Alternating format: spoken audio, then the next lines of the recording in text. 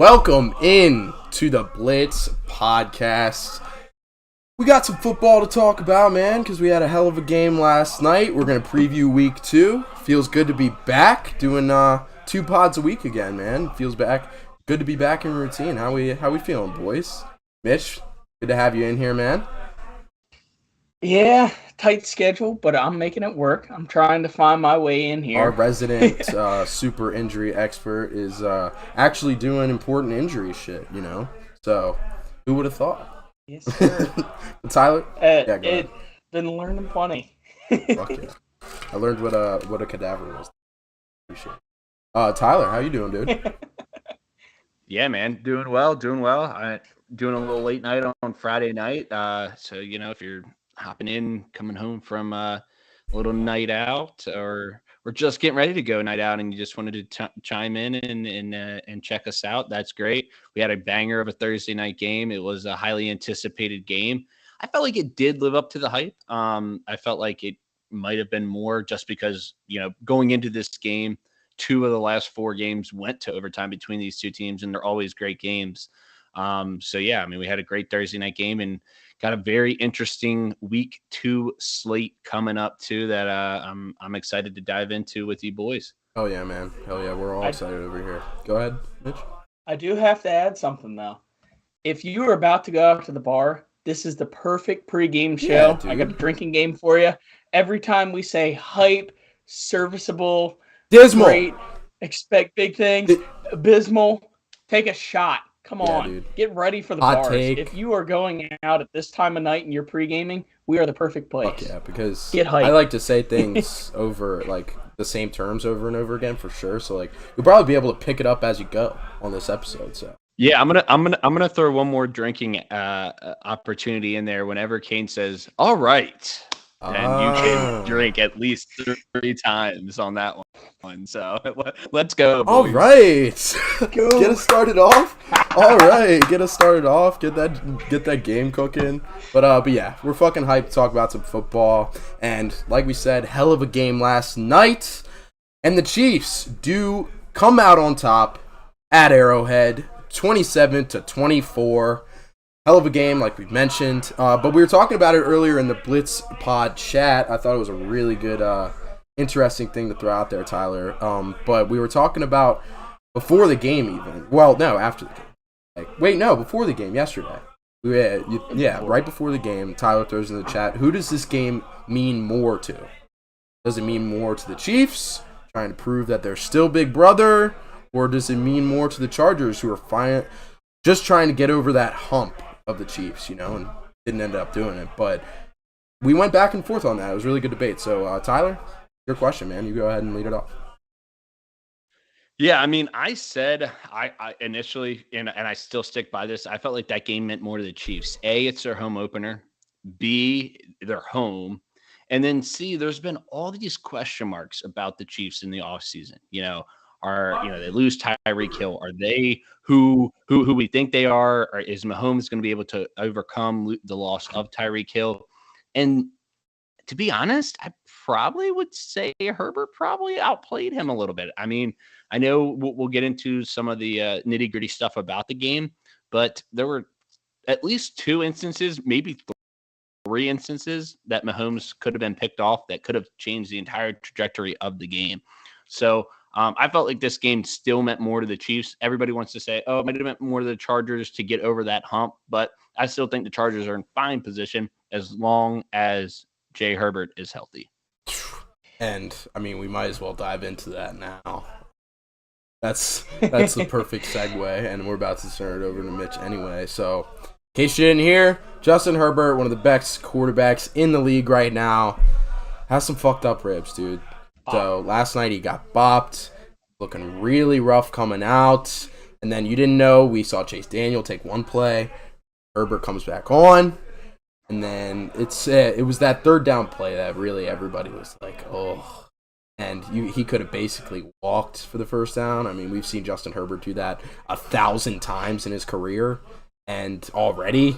And he just everybody, I just felt the pain. Yeah, but Okay, but here's my big question, because you see that on that third down play, but then you see it on the next play where he delivers an absolute strike to DeAndre Carter to set him up first and goal. So it's like, yeah, you were injured, but like, how injured? Like, how could you complete that pass and not be able to run for that first down, You want me or to at least set it complete a up for pass you? for a first down? You Go want, ahead, Mitch. You want me to set it up for you? It's because he was pump faking. That motion, throwing like this, it requires your oblique muscles. You have external and internal ones. They connect right to the costal cartilage, which is what he fractured. And doing that 3 or 4 times in a row, it'll make you writhe in pain if you have an injury there. That fracture was probably poking right into it, and it just hit right at the right moment, and he pretty much went into a ball of pain at that point. He almost went to the ground, did whatever he could to just flick it. It was on that left side, so I believe it was the internal obliques that was going on that. Just that motion of faking it, I think it was kind of poking right into the muscle. I thought maybe he just didn't want to like go outside the pocket and get drilled.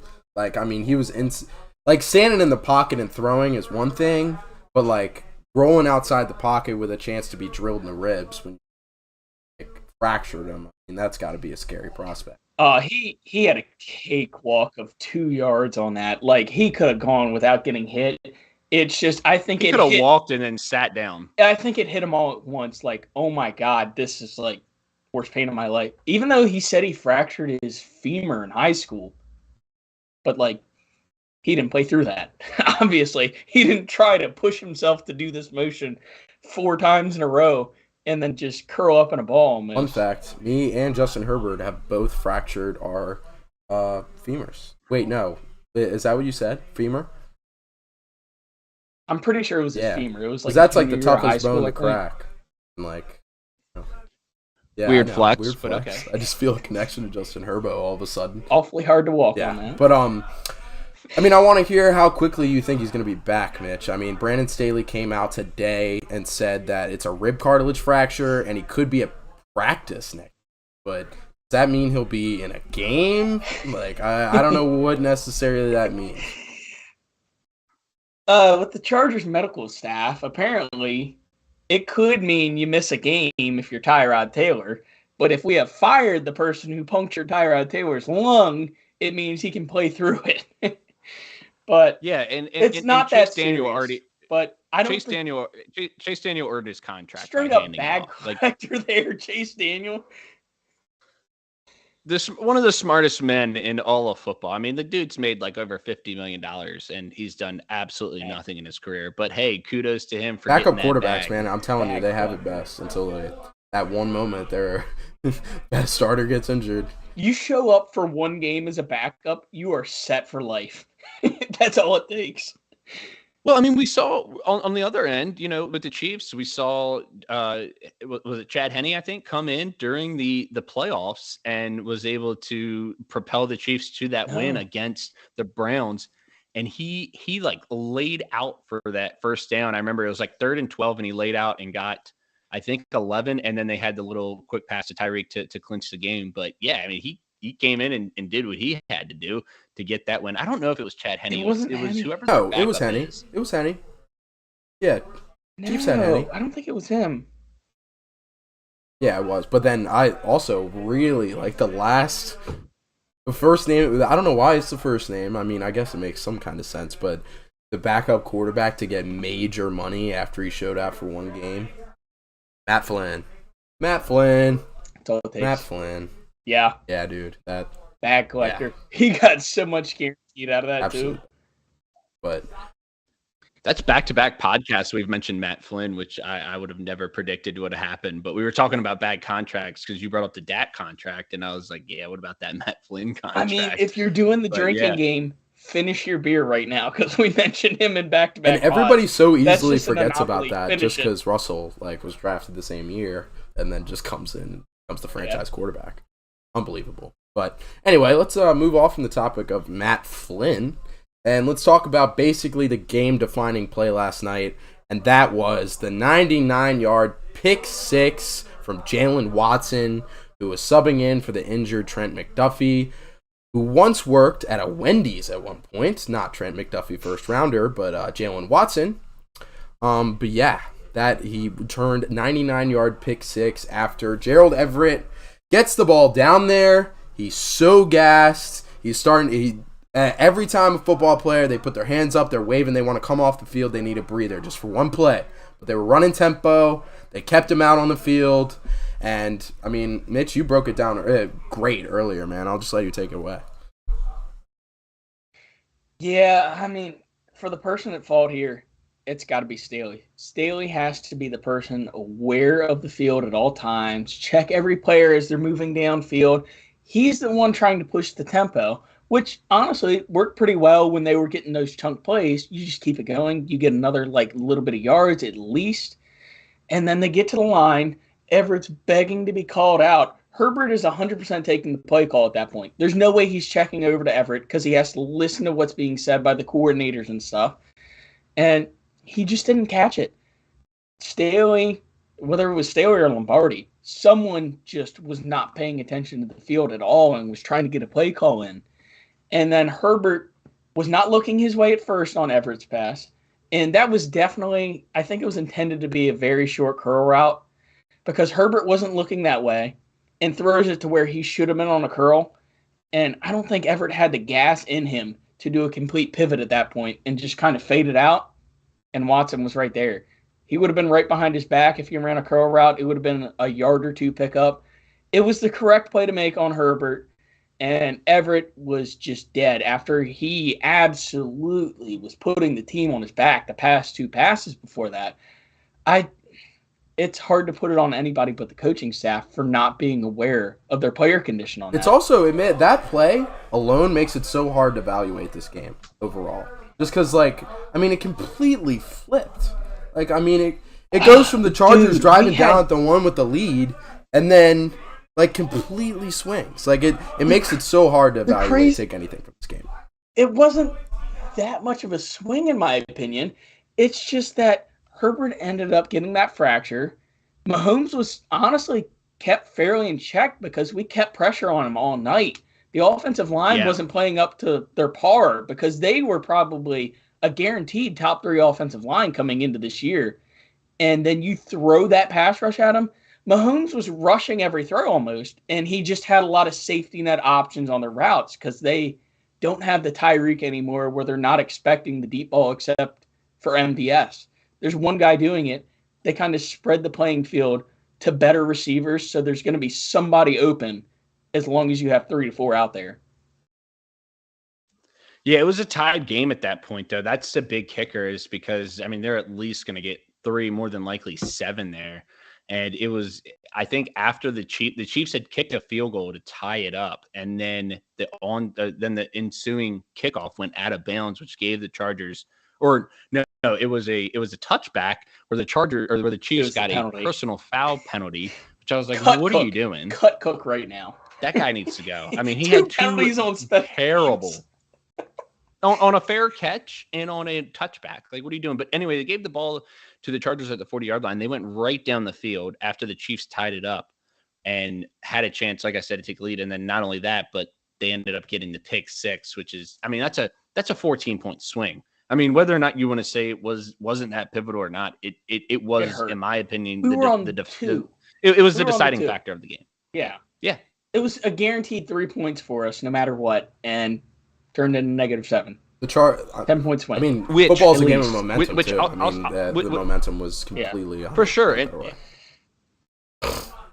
And I'll say this, as a Chargers fan, not having Keenan, next time you play them in LA, I'd be very confident that the Chargers will get that victory. I'm not going to say they will because it's the NFL, and both these teams are 2 of the top 5, maybe 2 of the top 3 teams. I think they're both top 5 guaranteed. Yeah. I'd say they're both top 5, but either way, you get them at home.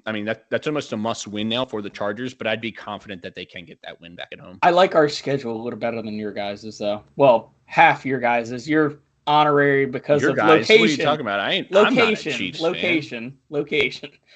It's straight up real estate. You can go there. You have to somewhat sympathize them. As the guy who just bought a Patrick Mahomes smoking a cigar shirt. Yeah. Okay.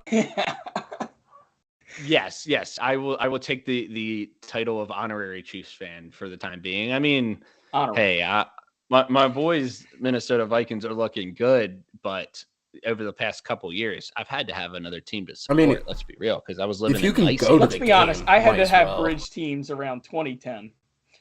Around 2010, when we had the best offense and defense and didn't make the playoffs, I saw Marshawn Lynch. I'm like, boom. I'm going to halfway root for the Seahawks. I need something to inspire me through the football season. I mean, after you go to that Bills Chiefs game, it's like, how do I not support this That was team nuts. in a little bit of the sense? Yeah. I mean, I got Just to. as a fan of the fucking sport, you know, like if the stadium's that close, if the team's Right. that good, you're gonna go, and then you're automatic. You're just naturally gonna develop a little. So, but you seem to be the king of transitions today. You mentioned Mike Will, him stepping up in Keenan's absence, and you got to feel great as a Chargers fan seeing that again consistently. Mike Will stepping in for Keenan and taking the job over. He has 8 catches, 113 yards, and a tud in this game. Mitch, I want to ask you, man. They just gave Mike Will a contract. How much longer is Keenan the A1 in this offense? Because Mike Williams is so clearly not as effective when Keenan Allen is in the game. Like, it's not even close. But when Mike Will's the guy, he is a number 1, top 10 overall NFL wide receiver. But, I mean, we saw it last night. I'm going to be We honest. saw it last night. He was balling out. I think Mike Will picks and chooses. I think with his injury history, like, it's only a matter of time before he gets hurt, and he kind of knows that. He just knows he's fragile, and he only shows up for the big games. I mean, you look at, like, our lesser competition, I think he's why, well, not solely why, I think he's partially why we don't show up in the easy games. Because the Chiefs games every year, except, well, he kind of showed up the last game we played, and when we went to overtime and Kelsey ended up killing us. But he shows up for the Chiefs. He shows up for almost all of the big games, but Keenan is almost irreplaceable at this moment because he is pretty much a heart and soul of the team. He brings everything to the sideline. He's talking to everybody. He's breaking down routes to people. Like, Josh Palmer was not known for his route running last year when he got drafted. This offseason, he said he literally watched Keenan's tape every day and texted him, was messaging him on what should I do if I see them like slightly facing this way. He was getting every breakdown he could. Palmer is not where you need to be to replace the type of player that Keenan is. We don't have that definitive route runner at this point. So I think Keenan can go a little longer. You look at guys like Larry Fitzgerald, though, where you're just like a pure tactician route runner, you can last until your mid-30s because Keenan's not known for his burner ability. Earlier in his career, he'd break off about a few 40-yarders a year, just get a massive touchdown here and there. But he has adapted perfectly, and you can't teach that route running to a rookie coming out of a draft class or anything like that. So I really don't think that he's going to be replaced quite yet. I think we can get most of Mike Will's guaranteed money out of the way by next year. So as much as Mike Will comes up clutch in big games, I think he's more likely to get cut than Keenan because Keenan is just a locker room presence. If he's not that, that's route all runner, he'll be he's in a gonna be couple locker years, room though, presence. is a locker room presence. Like, he's going to be old. He's over 30 the right hill, now. He's got at least 3 to 4 years. of got time. like high tier play, the kind of play that you want for a quarterback in your prime, like Justin Herbert. Like, I mean, I would want Mike Williams as my wide receiver 1 going forward, and it wouldn't. I get it. Like, Keenan's a lock for 100 catches right now, but like, I mean, in 1 to 2 years, it's over. And this Chargers team is a win now team, you know. So like, not that Keenan's making. Yeah, years. you got the 2 years. Not that Keenan's like a bad We got thing the for 2 the years roster. before You one know? gets cut. I'm not trying to say that Keenan's like a bad thing to have for the roster right now, but as far as a as far as a wide receiver you're committing to for Herbert, gotta be Mike Will. Another Chiefs game that I was in attendance at was last year's Chiefs-Chargers game. And you talk about Mike Williams and what he's done to the Chiefs. He had 7 catches, 122 yards, and 2 touchdowns in that game. He shows so up. anytime they're in Arrowhead, Mike Williams definitely shows up. Oh my God. I was talking to one of my friends and he wasn't going to start Mike Williams. And I was like, dude, he shows up for the Chiefs. I'm in an 8-man league. Shout out to my boy Scott Sanfilippo. He had Mike Williams and did not start Mike Williams against me. He started Adam Thielen instead, and I asked him, "Why are you starting Adam Thielen instead of Mike Williams?" But hey, I'll take it. I mean, if I'm going against him, one of my friends is swearing there's collusion in our 8-man league because our commissioner is married to someone who was just a filler. And he said, I swore at kickoff, Mike Williams wasn't in. They aren't going to watch this, I don't think. But if they watch, shout out to them. I'm going to cause some trauma in this group chat for the league. Commish mixing it up.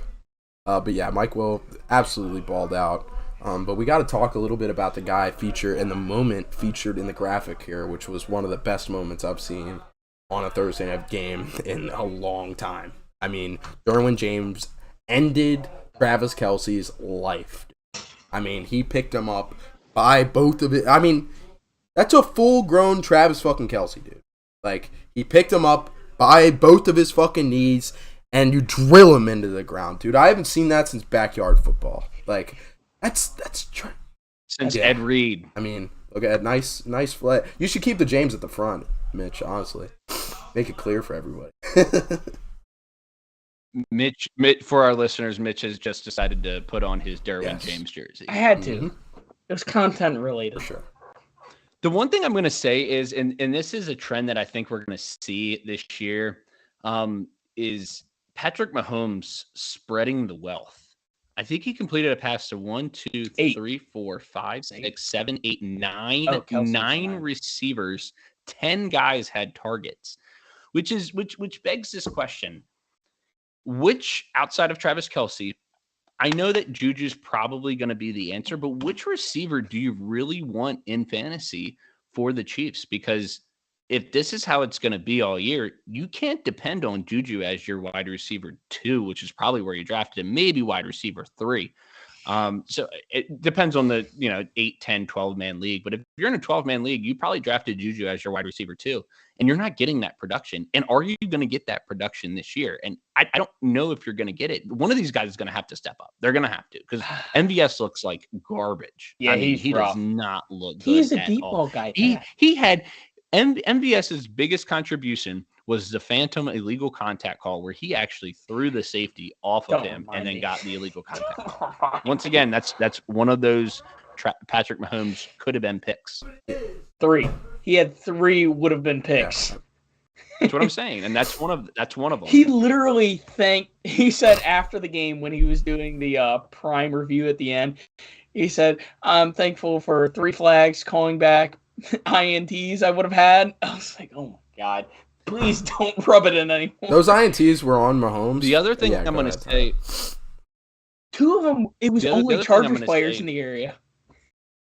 Yeah. The other thing I'm going to say is, with this Chiefs offense, the one thing I've seen over the last 2 weeks is the resurgence of Mr. Clyde Edwards-Helaire. God damn it. I wanted to say it. Man. Who Kane just traded to me. Let's go. He is turning into a very reliable RB2, possibly RB1. I'm not going to give him that credit yet, but as of right now, if you drafted him as an RB2, you're very happy with the production that you've gotten from Mr. Edwards-Helaire. I mean, he didn't have a touchdown, I don't think, in this game, but 8 carries for 74 yards, and then you throw on top of that 4 catches for 44 yards. I know he had the 1 long run at the end, but still, second most catches on the team behind Travis Kelce. Very effective. Second most catches on the team. Right. So very, very effective from Edwards-Helaire. And out of the entire Chiefs offense, obviously Mahomes is going to be there and you're going to start him every week. But if there's a must start on this offense outside of Mahomes and Kelce, it's probably Clyde. I do think that Juju will be a little better than this week because you're not going to face as many 1, 2, 3 punches like the Chargers. Like, you're not going to go up against. I mean, he was triple teamed multiple times. Yeah. Juju was.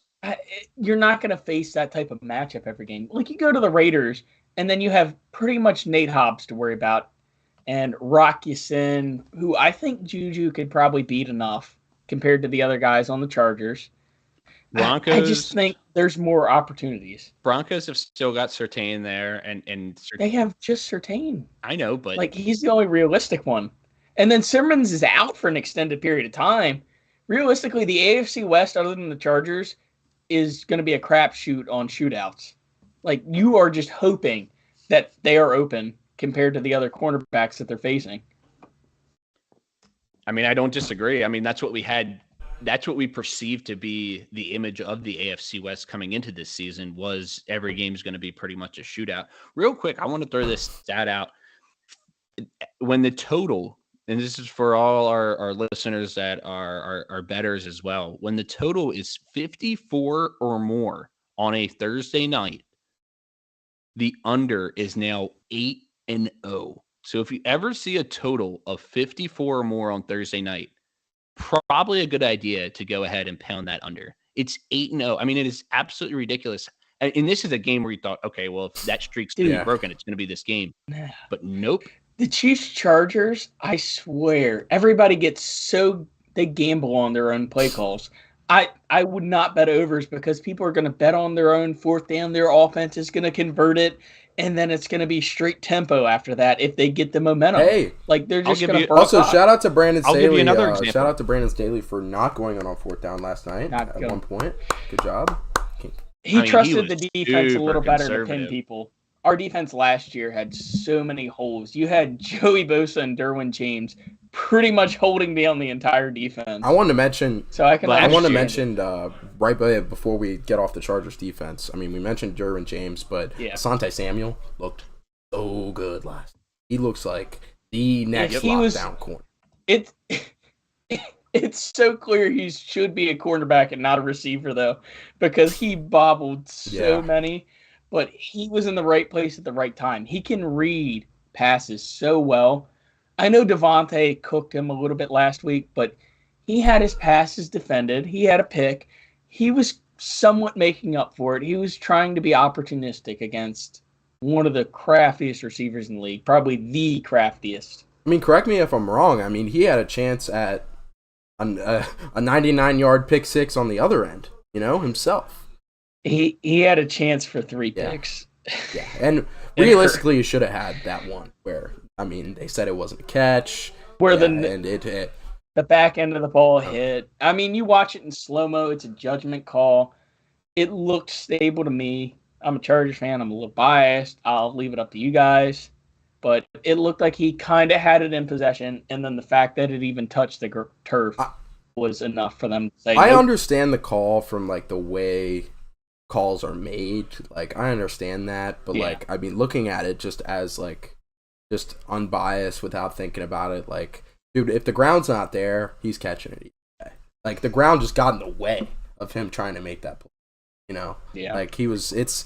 not like he was using it to help him. It was only fucking hurting him. He was the ground being close was the only reason. So. Anything else on Chargers Chiefs you guys want to get off your chests before we move on to our nice little fantasy ranking segment? I do have to say it probably meant a lot more to the Chiefs because we came in without Keenan. Like Tyler said, if you come in with Keenan after watching that game, you feel so much more confident because Josh Palmer, he just seemed out of sync almost on some of those passes right out of the break. He wasn't expecting the ball like he should have been. Early on in the game, there should have been a lot more first downs picked up in that first half. It probably should have been closer to 20-3. That was the Raiders game. It should have been a lot more spread out because he was just letting some easy passes whiff, easy routes, curls, out routes. He just seemed out of sync, was not ready for the breaking route, which I guess comes with playing time. And it is his second year. He hasn't been asked to do a lot because of Mike Williams and Keenan Allen ahead of him. Probably one of the better 1-2 punches in the league. I mean, we all knew about this Chargers pass rush. I'm just excited about how the Chargers secondary last night. Because this defense looks Super Bowl ready. We knew this offense has been Super Bowl ready. But Chargers are here, man.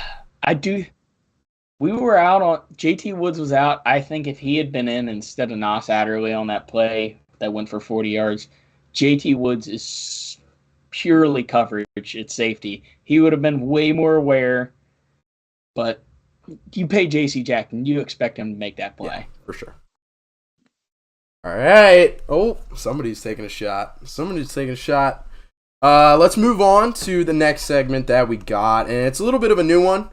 So now every week, we're going to take turns on a position group, each of us from the Blitz pod. 4 position groups will be using the classics: quarterback, running back, wide receiver, and tight end. And for those 4 position groups, we're each going to give you, for quarterbacks, 15.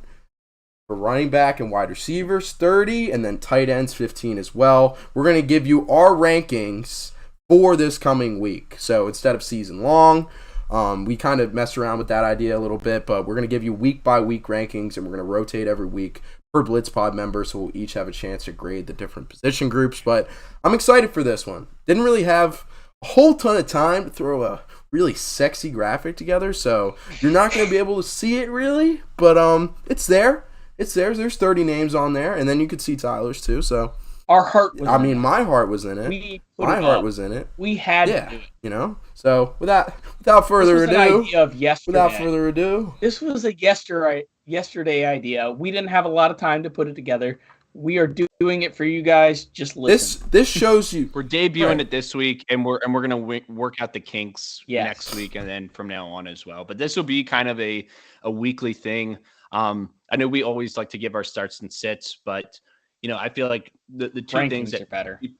Yeah, and I feel like the 2 things people really take away from our podcast are fantasy rankings.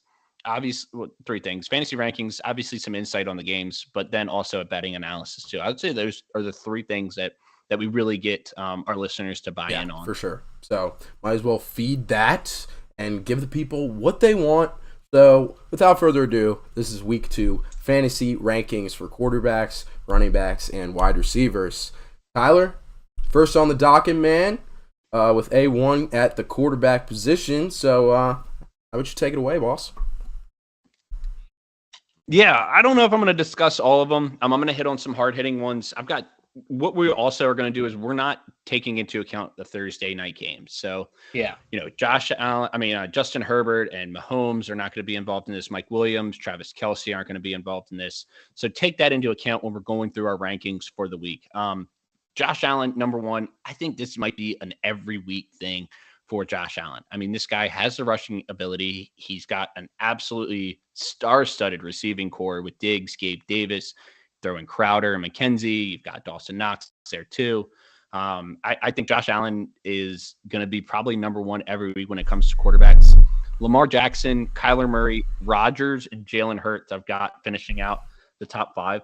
I do have Trey Lance at number 8. I think that's something to watch this week. I think this is going to be the week where we really see who Trey Lance is. I think it's going to be all positives. I think we're going to see that this is why the 49ers drafted him 3rd overall, because they expect him to perform to the top of his ability. And we've all discussed it as, you know, coming into this season, maybe a dark horse MVP candidate.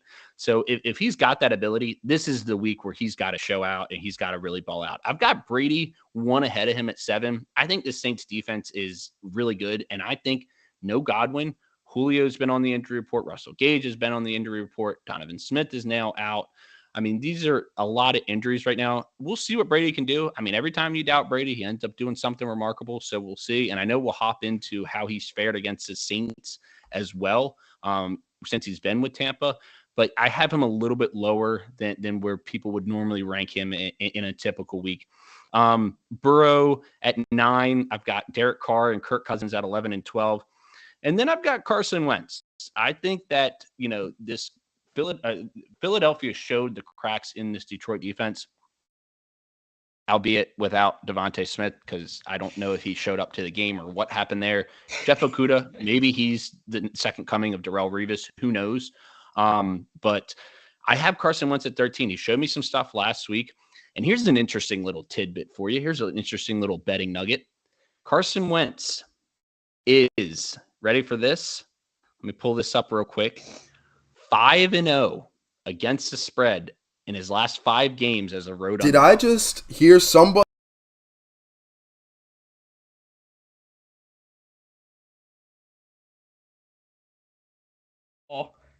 All right, we back. I mean, We back.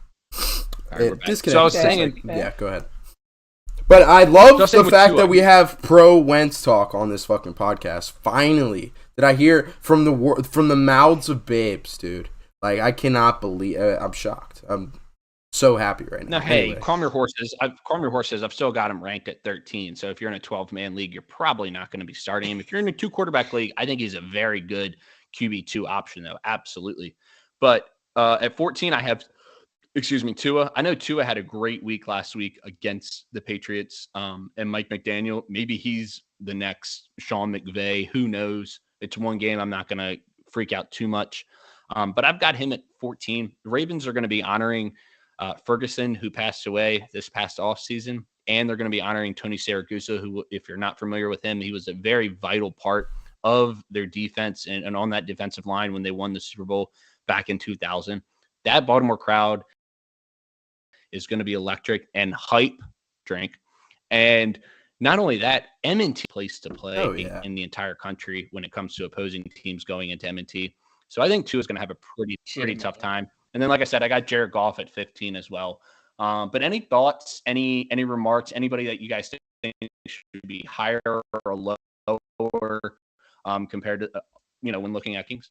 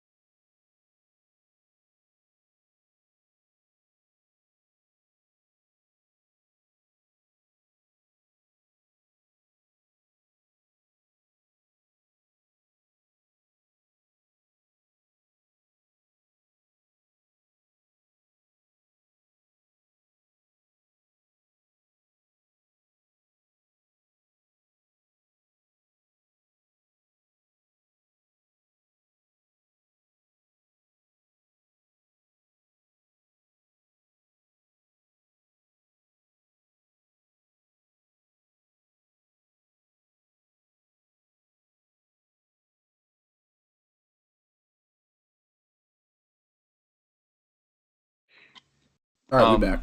Yeah, I was going to say, because this week's an easy week in my opinion for Survivor. There's so many blowout games that are potential blowout games, Teams but that know themselves now.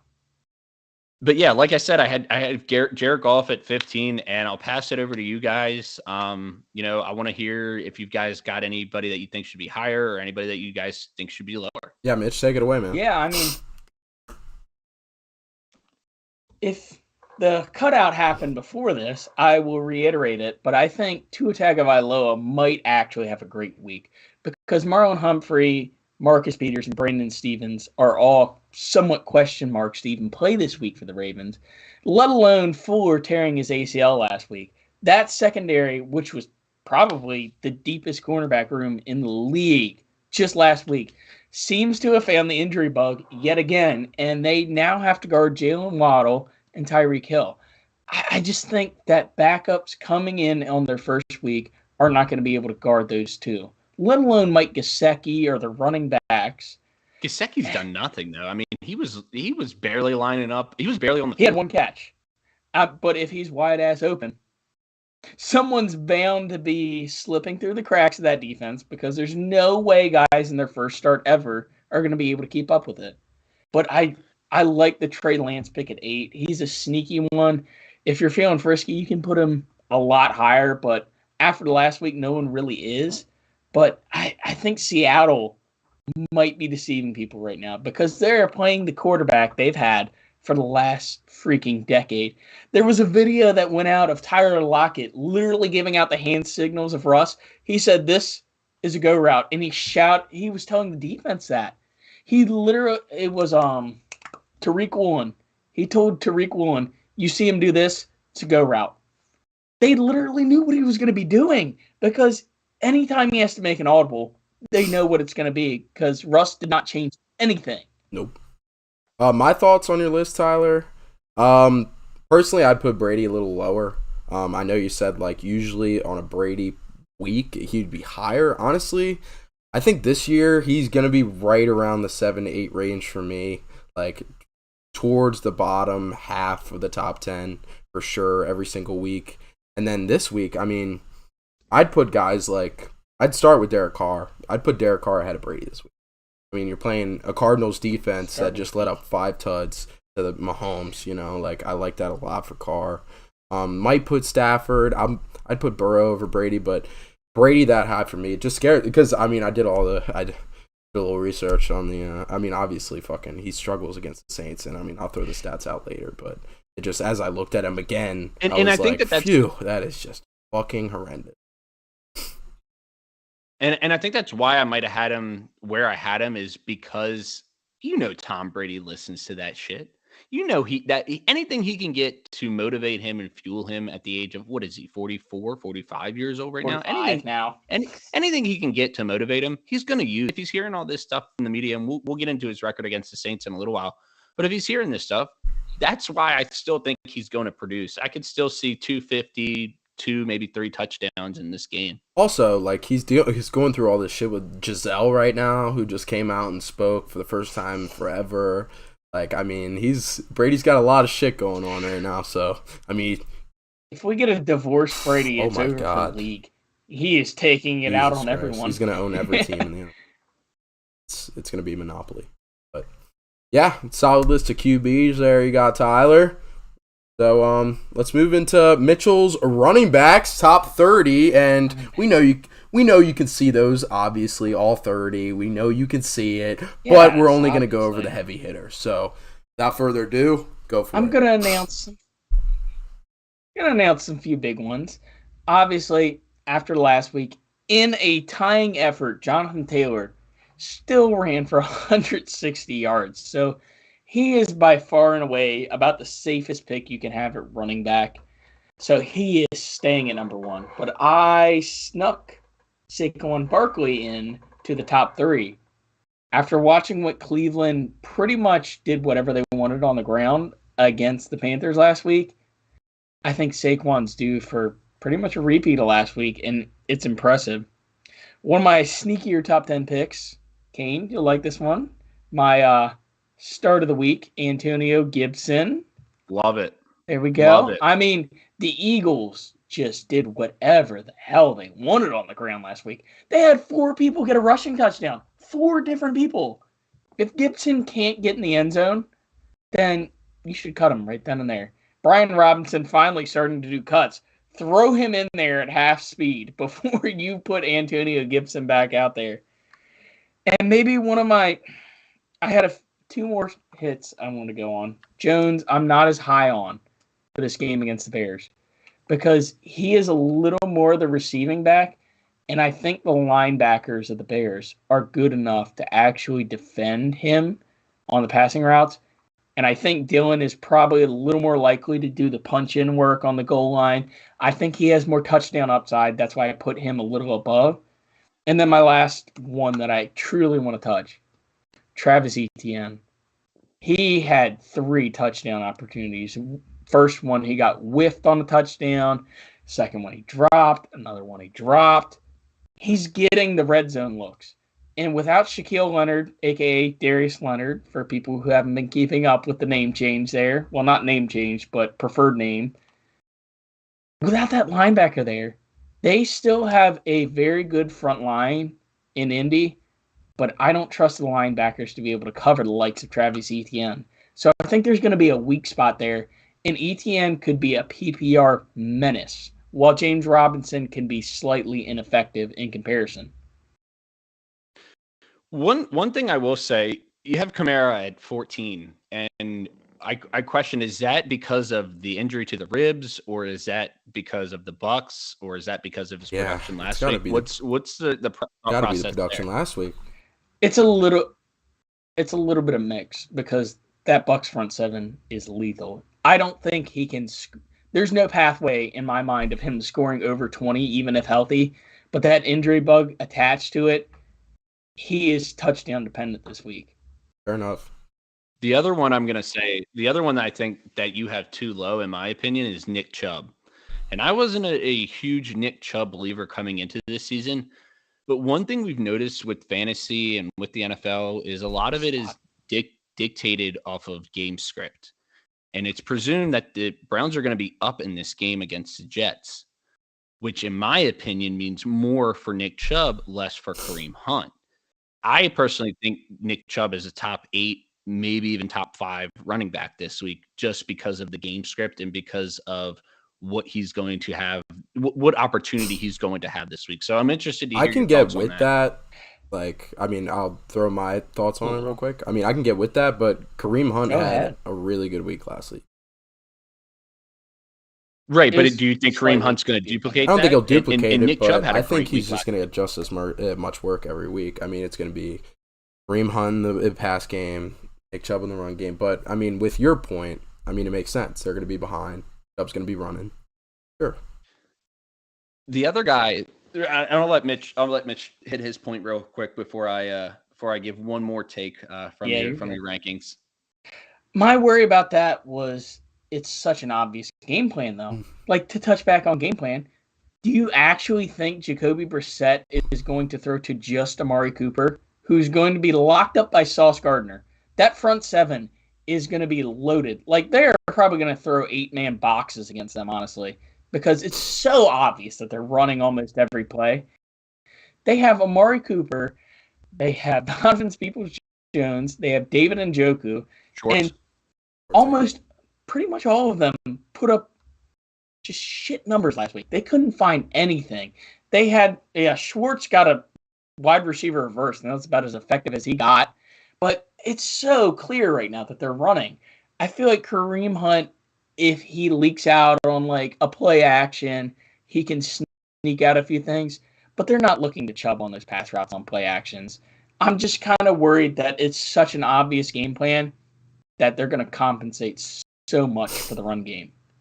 Yeah, but at the same time, I feel like no matter what the game plan is, if you're up, the game script's going to dictate that. And once again, back to I think we're talking about the opportunities that are going to be there. I just see so many opportunities for Nick Chubb either to get in the end zone or to rack up yards. I mean, 20 to 25 carries is not out of the realm, in my opinion, in this game for Nick Chubb. Fair enough. Oh, yeah. It'll be in the realm of possibility pretty easily. The last one that I have a little bit of a remark on is I have this guy in my top 10, and then you don't even have his. I have a heated debate on this one because I've got to take top a piss. 30. And you don't even have this guy in the top 30. And the guy that I have in the top 10 is, in my opinion, the starter there, and that's Darrell Henderson. I think that, once again, game script. The Rams are playing the Falcons. You'd presume they're going to be up in this game. They're probably going to be running the ball with Henderson. And if you don't believe in Cam Akers, which he's not in your top 30, so clearly you're not a believer. I'm not a believer in him. Why is Darrell Henderson ranked at 16 when I think this guy is a top 10 back this week? I just kind of put the asterisk on it. It's week 1 hype. I honestly think he has an outlet to score like 25. That's like if they are just pounding on him. But I kind of was hesitant because I don't want to pound on the week 1 hype drum there. But Let's take a sip. Henderson seems like the number 1 guy for sure. Honestly, I looked at a lot of lists. I was kind of comparing, like trying to match my guys of how I think the game plans are going to go. I wanted to put him above the likes of like Kamara and Chubb. Josh Jacobs. The name value. Josh Jacobs is going to eat. If JJ Watt's out, there is nothing on that front line. See, I would say Henderson's going to have a better game than Jacobs, but that's what I want to talk about. We'll see. Overall, that's what I want to talk about. Why are we really? Is it that time to knock Cam Akers out of the top 30 after week 1? That's it. Giving up. Yeah, he couldn't block. He couldn't run. He had one good play that he took for no yards. I mean, I can't. And it wasn't even counted. It's just as a like catch. So hard. Like I don't know if I drop him out of my top 30 just yet, just because of the preseason hype involved, dude. Like, preseason, he sucked. No, he did nothing. I mean, the game. preseason, like draft season, like hype going in on Cam Akers being the RB1, electric, still in his prime, yada yada yada. Like, I'm not willing to give up on all the hype that ESPN gave Cam Akers just yet. You know, like, it was funny because ESPN was literally the only service that was like so high on Cam Akers, and it's funny that they're fucked now. But yeah, I don't know if I'm ready to drop Akers completely out of the top 30. He's still dynamic, has the potential to be dynamic. We just haven't seen it this year or since he's came back from that Achilles injury. Also, yeah, go ahead, Tyler. Also have one other question is in regards with Seattle. Is Kenneth Walker back this week? I've read some stuff that I believe he is going to be back this week, and I know you have Penny at 29, just cracking the top 30. Who do you think? Legitimately, who do you think? Excuse me. Who do you think has a better game, Penny or Walker? Got to be Penny in that game against the 49ers. That's the question mark too. Is it I don't trust fucking anybody. I just.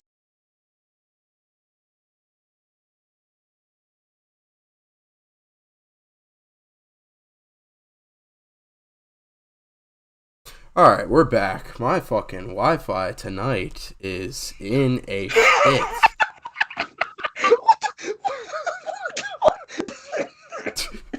We laughing about something that Doc Rivers did? Did you look at what Jaden sent to the group chat?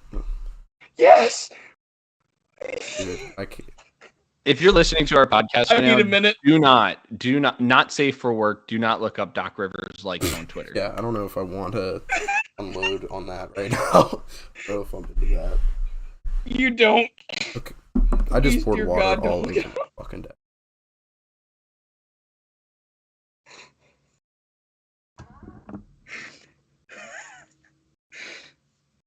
Oh my god, that was bad.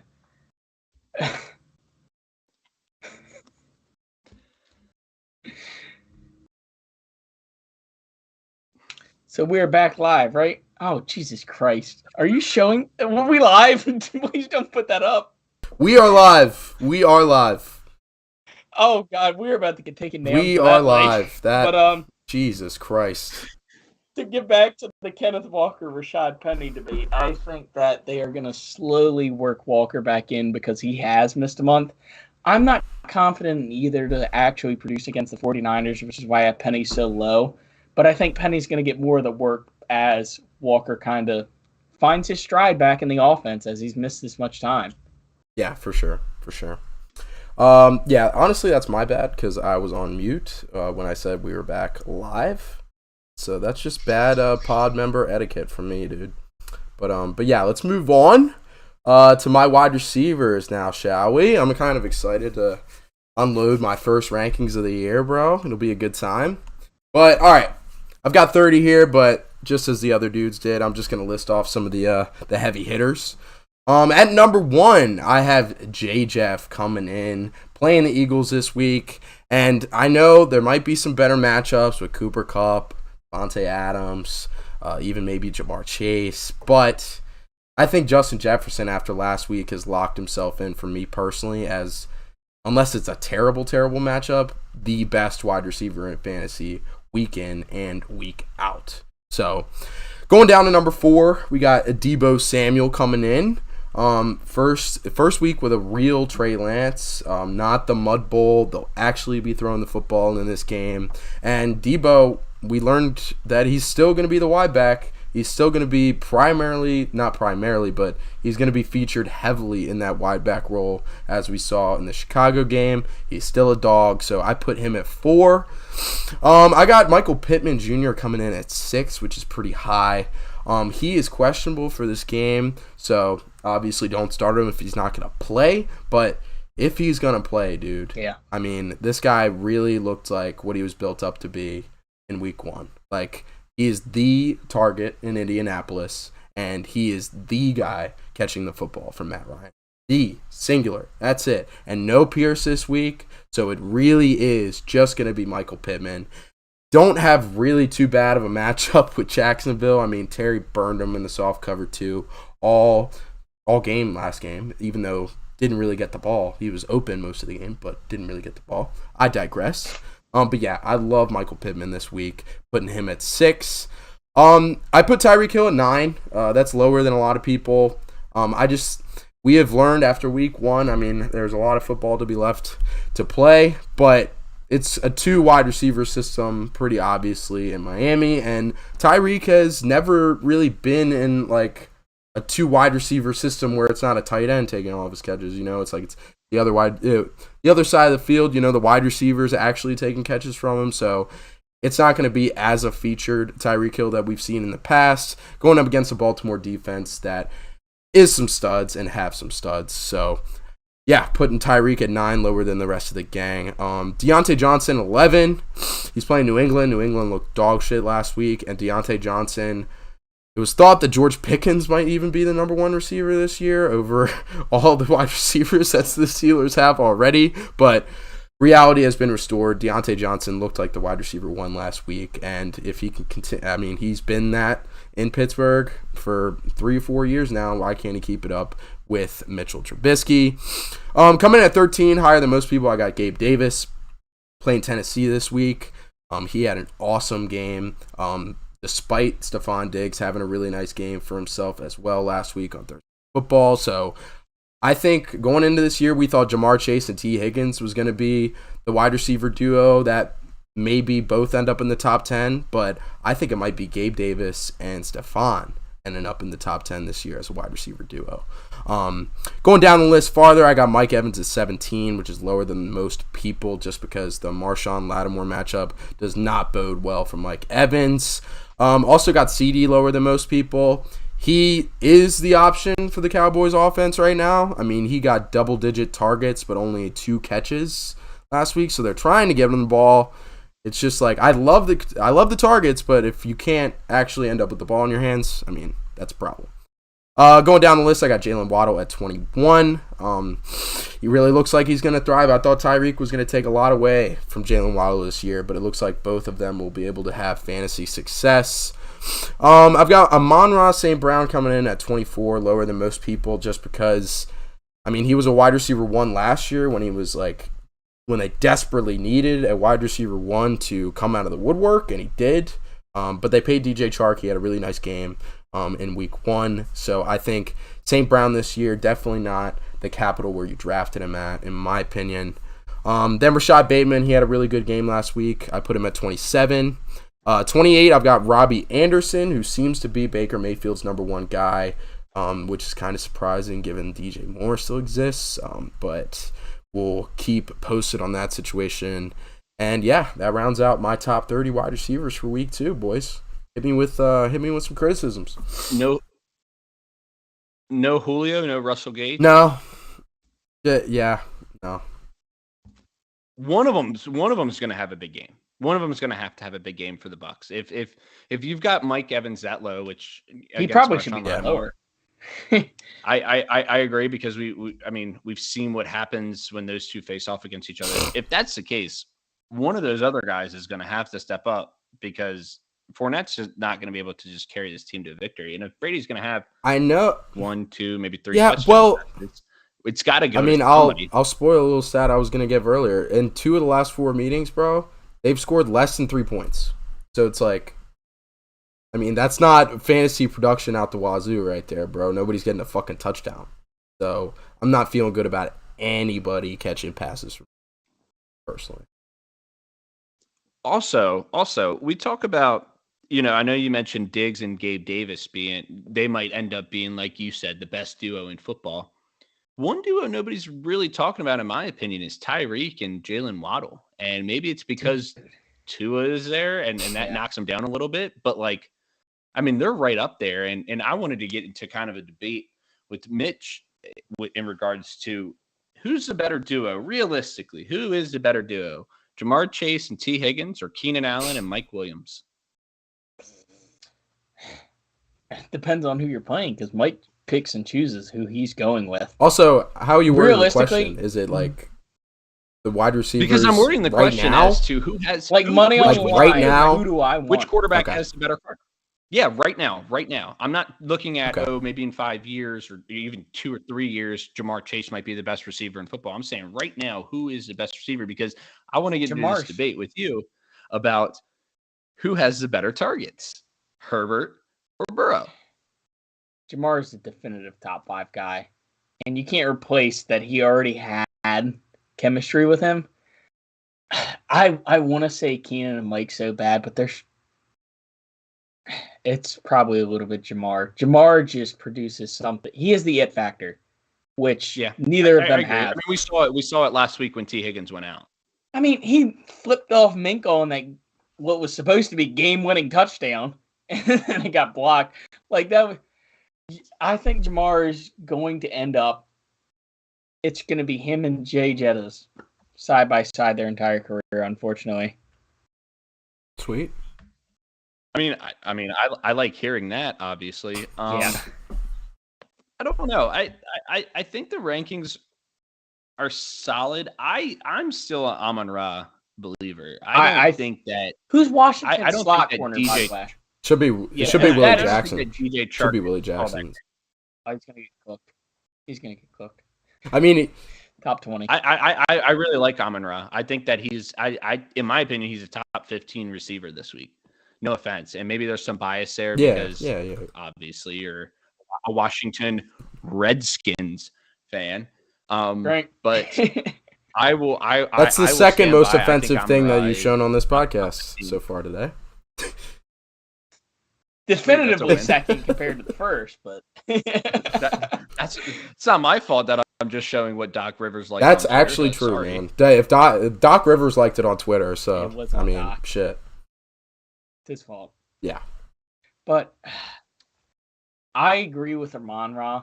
Like, he should be top 20 at this point. He finds his way into a defense. He found his role. Him and Goff got that connection late last season. I think it was kind of just building chemistry and just took time. And now he is his safety net.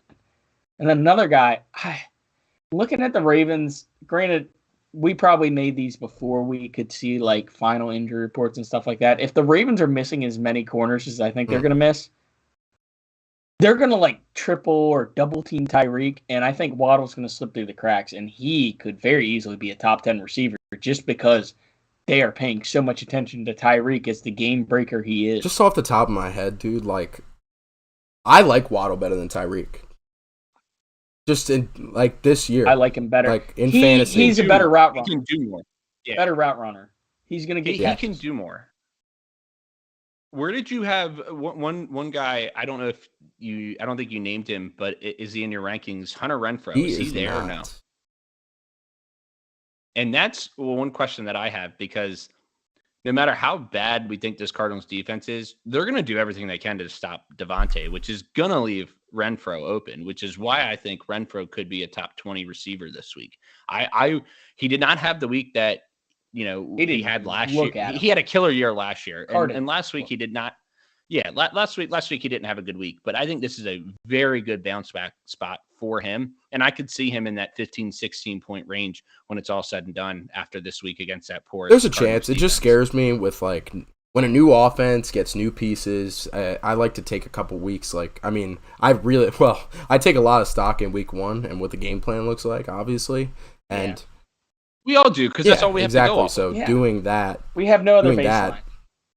Especially with nowadays with so many guys just not avoiding the preseason, not even playing in the preseason anymore. All we have to go off of is what we saw in week one. We can't go off of, okay, well, this is what we saw in preseason, so maybe it'll come around. Most of these guys aren't even playing. And Renfrow was like undoubtedly wide receiver 1 last year, and it was kind of like the same situation that I was talking about earlier with Amon-Ra. Like Hunter Renfrow is really good. Like, obviously, if Derwin James thinks he's a top 5 receiver in the NFL, obviously he's pretty fucking good. But like, he was just kind of pigeonholed in that position. Like, he was kind of forced to make Hunter Renfrow wide receiver 1 last year. But now you have Devontae Adams. And I think Waller is still, like, last year, Waller was getting all the attention. Yeah, so, like, I think Waller is still that number 2 option. So, now that you have a Devontae Adams taking the attention, I think Waller steps up. I don't think it's Renfrow.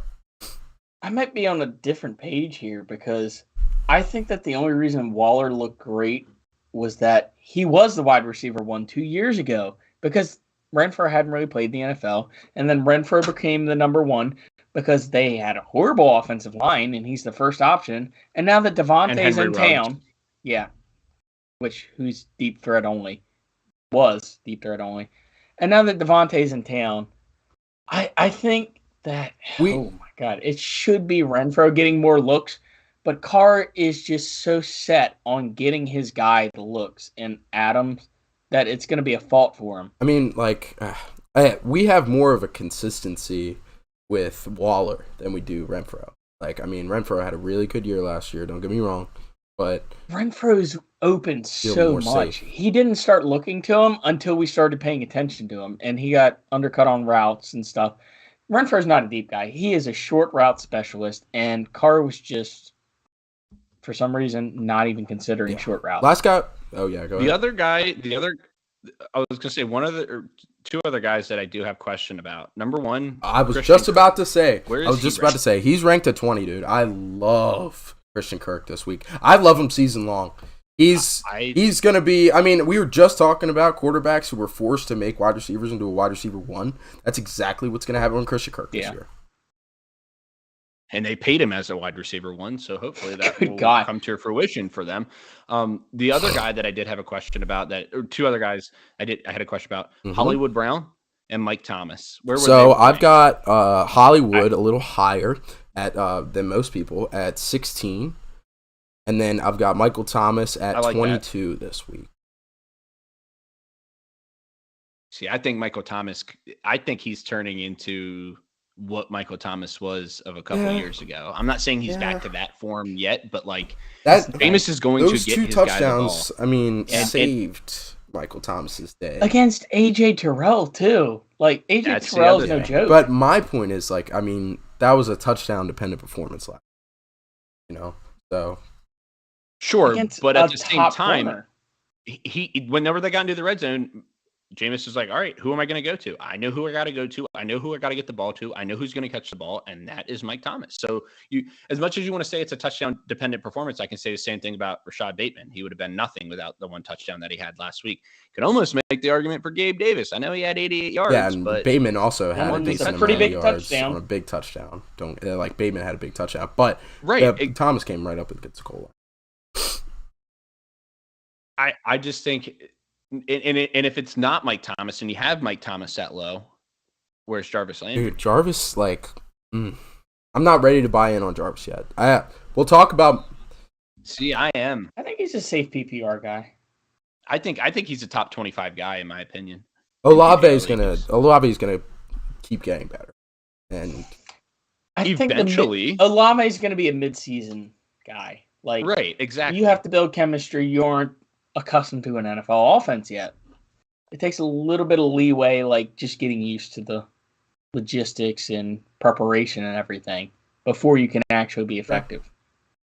And not only that, but like this is a guy that he's coming home. Like he came home and he's playing in his first home game and legit home game. He's from Louisiana. He went to LSU. Like this is a guy that I think needed a new situation and he got it and he's thriving. And maybe he's kind of like what we talked about with Larry Fitzgerald. Maybe he's that guy that just plays till he's 34, 35, 36 years old and he just continues to put up the numbers because we saw it last week and albeit against a pretty porous Falcons secondary outside of AJ Terrell, but still I gotta like too. Yeah, and Casey Hayward is there. I forgot about that. Yeah, so I really like what I saw from Jarvis Landry that I think he's worthy of a top 25 start this year. Yeah, and I think I'm like subconsciously taking a lot of stock more in how bad Baker was than how like bad Jarvis was. Just Baker just couldn't get him the ball. So it's like I have this thought that Jarvis. Yeah, nobody wanted to rank Odell high either. Exactly. But if you end up in a new situation, I just need to come to that realization. The other one that real quick, last one that I'll touch on this is Allen Robinson. No, Allen Robinson in top 30. He made it in at 29, barely squeaks. If he's going to do something, and once again, back to this Falcons defense, AJ Terrell's probably going to be on him because Cooper Kupp's probably going to be in the slot more. But if he's going to do something, I mean, this is it. You've got to produce because if you put up goose eggs back-to-back weeks, we've got some issues with Mr. Robinson. So I agree with him right now, tentatively still being in that top 30. I agree with what you had him at about 29.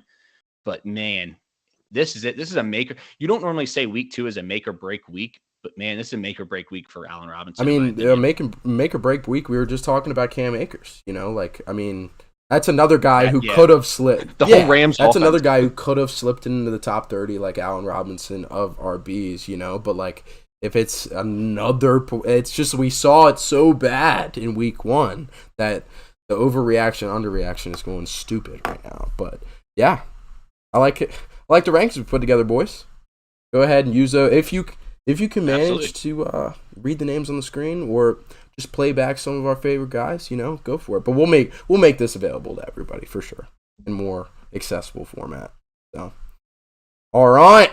Well, we're gonna get into some previews of some games and some game picks here soon. It is about that time, my friend. So let's do it. I'm hype. Man. Let's move on from the fantasy rankings and head into the headliner games for this week. And this year we're rolling with we like to try different shit out here at the Blitz Pod. But this year we're going to try something a little different to start the year.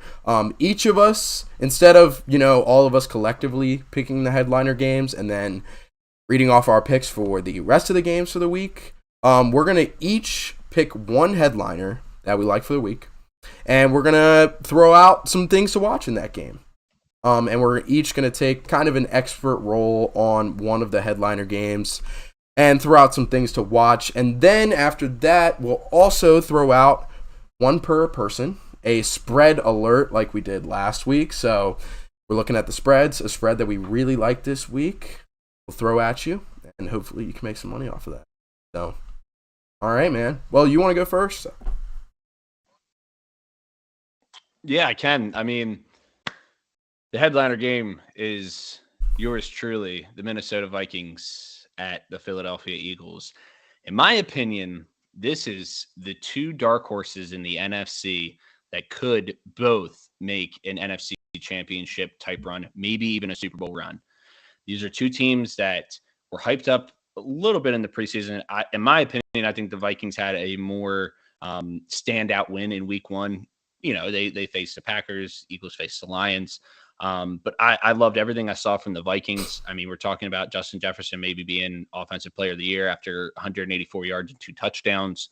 But not to be slighted on the Philadelphia Eagles side. I mean, that offense looks like it's clicking. They've got one of the best offensive lines in football. We've talked about that enough.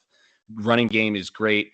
We're going to see what Jalen Hurts can do. I know that Kane has been talking about he can't play. Well, let's see it. AJ Brown still had 100+ yards in his first game with the Philadelphia Eagles. I personally really like what the Vikings are doing on defense with Ed Donatel at the helm. You've got Eric Kendricks kind of being the quarterback on that defense. And very underratedly, this defensive line for the Vikings has showed up. Zadarius Smith might be, after week 1, one of the best offseason signings, one of the best underrated offseason signings. Wasn't really talked about when it happened. He came over from the Packers to the Vikings. That's subtraction by one team, addition to another team. But not only that, before this guy got injured, he was arguably a top 5 defensive end in football, and that's Mr. Danielle Hunter. And now that he's back and he's healthy, those two are a absolutely formidable pass rushing duo. Yes, there's still some concerns on in the cornerback with Patrick Peterson, Cam Dancer, and Andrew Booth. I still like Harrison Smith and Lewis Cine at safety. We'll see what they can do against this Eagles team. But then on the Eagles side of the ball, that they're going to probably put Darius Slay on Justin Jefferson. They're probably going to throw some double teams on him, probably some cloud coverage as well. So it's going to be up to Kevin O'Connell as to how can he get the ball to his star-studded receiver. I think Adam Thielen's going to have much more of an impact in this game, as well as Dalvin Cook. I mean, Dalvin Cook and Adam Thielen were both pretty quiet in that game against the Packers. Vikings obviously won that game handily, so they didn't really need those guys, but they're going to have to show up. The other thing that makes me extremely nervous for this game is the history with Mr. Kirk Cousins on Monday Night Football. If you haven't paid attention, Kirk Cousins is 2-9 straight up and against the spread on Monday Night Football.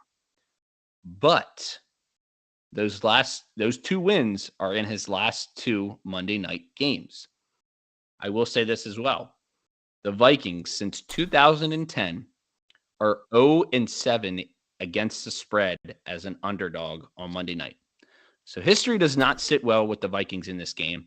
I think this is going to be a game that kind of dictates who is going to be that top tier dark horse when it comes to the NFC Championship game. It's going to be an absolutely incredible game. If you got a chance Monday night, I know that the Bills and Titans are also playing, but in my opinion, this is the marquee game, not only a Monday night. In my opinion, I think it's the marquee game of this week. You've got two 1-0 teams, two up-and-coming teams, two star-studded wide receivers.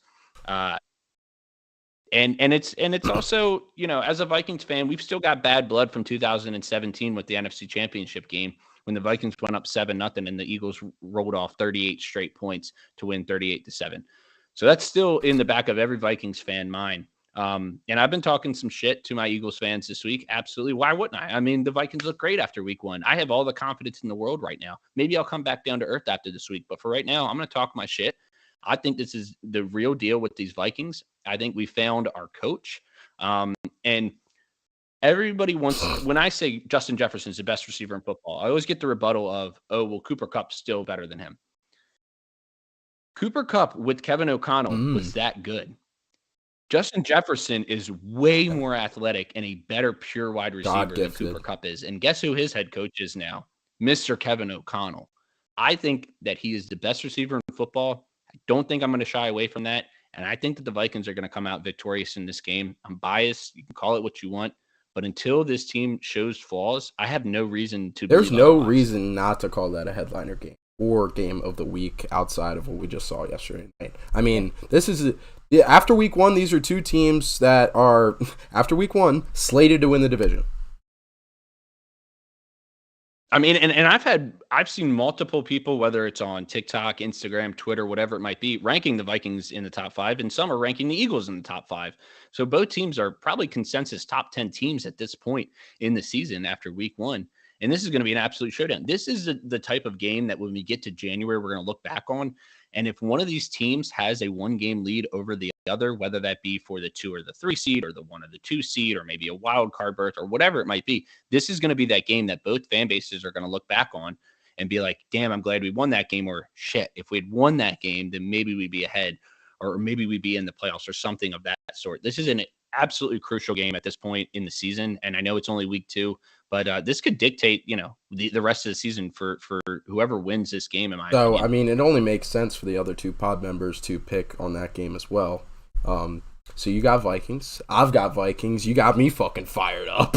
I'm ready to rock. Got him ready to run into battle. Yeah, dude. I'm 100% in. Let's go. Fucking go. Mitch, who you got? Still taking the Eagles, though. Yeah, I mean, the home field advantage. And the home field advantage, the link is always a tough place to play. I mean, there's no shying away from that. And like I said, you know, in the back of his mind, Kirk Cousins is going to be thinking Monday night. Exactly. And until we get over that hump and that hurdle, it's going to be the talk of. It's going to be. I mean, the storyline of every Monday night football game the Vikings play. He won his last 2. The last one was what? That stinker against the Bears. The worst Monday night football game I've ever seen in my life. That was horrible. Win is a win. Win is a win. Also, the coach was Mike Zimmer. Yeah. So. That was we don't the name that shall not be spoken. I will say though, you shall not be named. Zimmer. I will say, I think Adams has not shied away enough yet to not be considered the number 1 true receiver, just because he has the resume right now. If Jefferson can keep this up throughout the year, yeah, he's probably number 1 because you're thinking prospective. You're thinking the rest of his career. But Adams still showed up week 1. And he was the number 1 coming into the year. Fantasy-wise, Cooper Kupp, you just take him because you know you're going to get 5 catches no matter what out of him. Also, the other question that I have is, if you're questioning Adolfo Mensa, how long do you start thinking about this contract for Jefferson? Today. Drop it now before the market's today. too high. I'm already drafting up Jamar Chase's contract. $20 million. You take the $20 million that AJ and them are making. That's a steal for Jefferson. You throw it on the table right now. $21 million a year, pretty much. Money is going like multiple. The contracts are multiplying at an unprecedented rate right now. I mean, that's easy to say because obviously they always do, but like, I mean, it's doubling and doubling. It's the market is constantly being reset. Exactly. Whether it's quarterbacks, whether it's receivers, it doesn't matter what it is. Now more than ever. Now more than ever. It's constantly being reset. Oh, absolutely. Every year we're hearing so and so is the highest paid, so and so is the highest paid, so and so is the highest paid, and it's going to continue. And yeah, I'm with Mitch on that. You know, you throw out. I would even say you throw out $25 million a year right now to him and say, here you go, take it or leave. I mean, you just add a little more guaranteed than what AJ's got. Boom, that just throw it on the table. I mean, you take that risk if it's this kind of talent. You want to beat the curve. Just throw the guaranteed out there, give them less per year, and hope you look like bandits when you get out of this 5 or 4 years, however much they get. I was talking about it. I was going to say, who has the better game, Jefferson or AJ Brown? Because I would argue that the Eagles cornerbacks are better, and the Eagles secondary is probably. I think everything's going to be diverted. Yeah, I can't bet against him. That's my problem. I'm not going to bet against Jeff after that. I'm going to feel risky and just say AJ because I took the Eagles. I feel like they're going to find that difference maker, and if they get the difference maker, it's got to be AJ Brown, the guy you just traded for and paid all that money. You were going to put it in his hands with the game on the line, and I think that the Vikings corners are not quite up to par with what the Eagles have. Patrick Peterson has come a long way down. Once one of the best corners in the Cam league, Dantzler is not now getting sauced by Christian Watson. Yeah. I will say this as well. We talk about that, you know, NFL players or just athletes in general needing that extra edge, that extra motivation. You don't think that Justin Jefferson is thinking in the back of his mind, this is the team that passed on me? Oh, no shit, obviously. I mean, they just traded the guy they passed on him for. And that is a great segue into my next point because Jalen Reagor will have a moment in this game. I don't think it's going to be a 20 or 30-yard pass or a big punt return. Jalen Reagor will have a moment. I don't think Jalen Reagor could have played for anybody except the team that Justin Jefferson is on to feel okay as a human being. Like, because if you're on any other team, it's going to be the same fucking Reagor Jefferson. Like, you had to go and play with the guy, like, to avoid any more slander. Honestly, well done, Jalen Reagor, for getting out of that. That's interesting. If you can't beat him, join him, bro. Fuck it. You know who I will say literally the last point I'll make on this game is the one guy I could see outside of AJ Brown. I think Devontae Smith will show up in this game. I think he'll have 4 or 5 catches in this game, but I think that Dallas Goedert could have a big game for the Eagles. The Vikings historically have always been susceptible to tight ends. Tunyon, I think, had like 3 catches for 55 yards or something like that last week, maybe 35 yards, can't remember. But I really think that Goddard is going to show up in this game, and he could have 5-6 catches for 70, 80 yards, maybe a touch as well. So don't sleep on Dallas Goedert this week. If you've got him and you're debating on starting him, I absolutely would be starting him. I think that Dallas Goedert is talented enough to be a top 4 fantasy if Jalen Hurts can throw him the football in the end zone, which he hasn't done so far. That's a bold take. That's a hot top take. 4? That is spicy. I thought I'd just sprinkle that in there, all subtle. I mean, half of the spots are taken up between Andrews and Kelsey already. And then you got Waller. If Kittle ever plays, Waller's iffy. You don't know about Waller. You don't know about Kittle. Pitts is probably going to be in the top 4. But, I mean, battling it out for that. Maybe. Gerald Everett's looking like it. I mean, he was putting the team on his back for periods of the game last night. I will say, to Kane's point, though, there's the two-headed monster with Kelsey and Andrews. And after that, it is kind of up for grabs. Always been up for grabs. Kittle's injury, like you said, and, Hawkinson's still there, and you've got Waller. Goddard. Once you get to Hawkinson, it's like, dude, Goddard could easily finish above Hawkinson. Where the hell do I go from here? Hayden Hurst could have a sneaky year. He had a lot of catches. Hayden Hurst, top 4 tight end. You heard it here first. Not top 5, top 10. I'm leaning to that. All right. Well, But yeah, Skull Vikes. Yeah, Skull Vikes. I'm rocking with the Vikes too. I'm gonna go ahead with my headliner game now, and that's gonna be, we've talked about it a bunch so far, and it's gonna be the Buccaneers at the Saints in the 1 o'clock window. The spread for this one is Tampa Bay -2.5, and I have to take the Saints in this one, dude. I mean, the Saints have been, if Brady has ever had a bugaboo besides Eli Manning in his career, it's the New Orleans Saints now. He is 1-4 in his last 5 meetings against the Saints. And I mentioned it earlier. He put up 3. Yeah. Kane. He is also, that's as the Bucs quarterback. He's 0-4 in the regular season against the Saints. The only win he got was in that playoff game. And it was a close playoff game too. You know, it's terrible.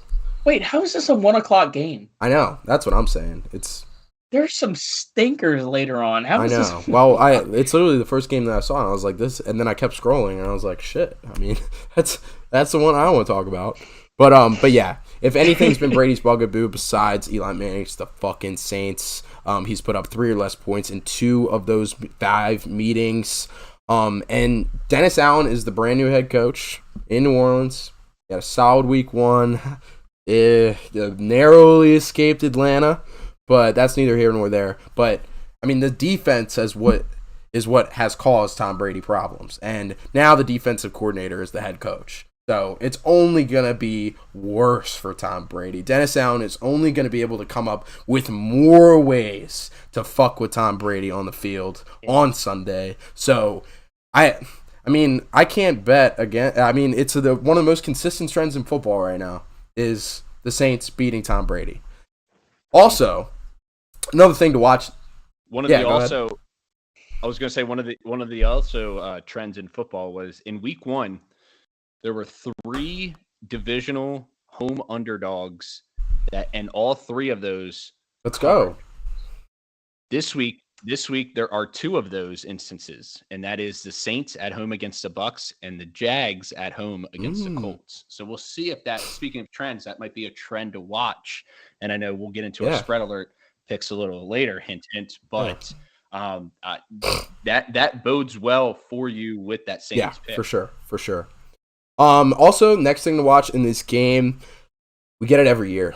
It's the Mike Evans versus Marshawn Lattimore wide receiver cornerback matchup. It's probably now the most hyped. I mean, Jalen Ramsey versus who is the next best? This is the most storied one, I feel like. I mean, just wait for Ramsey to play anybody good and then see how he matches up, because he's been the best since the year they went to the AFC Championship. Yeah. You just anticipate him playing anybody. Stephon Diggs.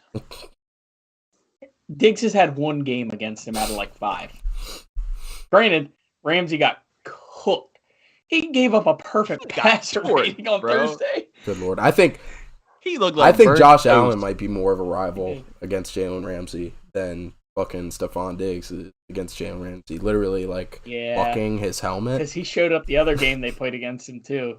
After he trashed Josh Allen, Ramsey. Dude, I've never seen a quarterback sprint so fast to get to the other end of the field where the touchdown was scored just to scream in the defender's face. Josh Allen, he was and dude, 6'6", massive Josh Allen, and Jalen Ramsey's pretty small in comparison to Josh Allen. So that made me smile.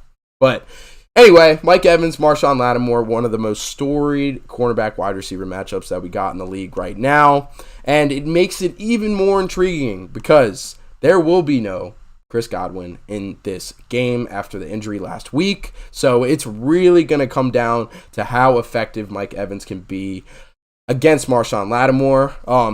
In the past 2 meetings, trying to keep it more recent from last season, on December 19th, he had 14 yards, and at the end of October, he had 48 yards and a TUD. So put up a decent performance, but then put up a real stinker the last time we played him. So that'll be interesting to watch. And then the last thing to watch in this game for me is who's going to emerge as the guy for this New Orleans offense / receiving core. You know, like Jameis, he looked good in his debut, and he looked really good to start the year last year before he tore his ACL. So Jameis Winston can provide a receiver with a really nice season, but there's a lot of options here, dude. I mean, we were just talking about it before. Jarvis Landry, he had an amazing game, 7 catches, 114 yards. Michael Thomas, 5 catches, 57 yards, and those 2 tuds that we were talking about. But as I mentioned, Chris Olave, he's going to continue to be involved. He's really talented. He's a first-round wide receiver that they traded up to get. He had 3 catches, 41 yards, so not really busting through yet, but he's bound to be more involved in this offense. And Alvin Kamara, that's somebody that we didn't see any receiving work from last week. I mean, 3 catches, 7 yards. Psh, what the fuck, man? I mean, Kamara should be able to put up almost wide receiver-like numbers as he has done in the past. We'll see if he's able to do it. I mean, I made the argument last year that Kamara was not going to be nearly the same because Drew Brees wasn't dumping it off to him all the time, and that was kind of the case. But I mean, if it's so effective, why wouldn't you do it? You know, so like, I think it's bound to happen. It's like, all right, like enough on the hate on Kamara. He's got to get his catches at some point. So who's going to step up as the main pass catcher for New Orleans? That'll be something to watch. So that's my headliner game for the week, and I'm going with the Saints against the spread. Let's go, man. Spread and money line, Saints. According to the trends. Fuck yeah, man. Way to go.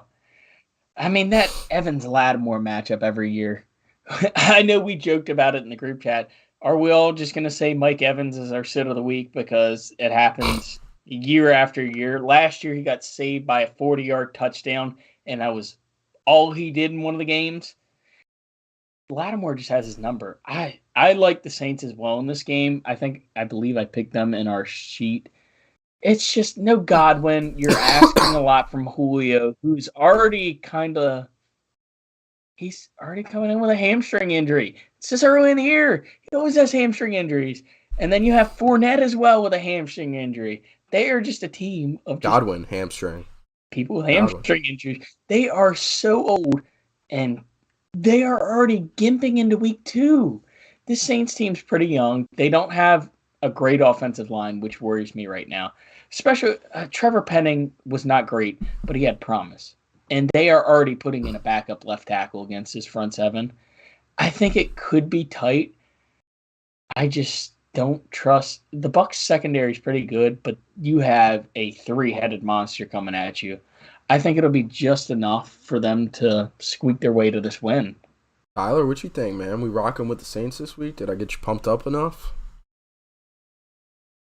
No, I was on the Saints after Sunday. They squeaked out a win, and everybody's like, "Oh man, maybe the Saints aren't that good." Now they go home, they got a chance to show what they're worth. The big thing, and this is every single game with this guy.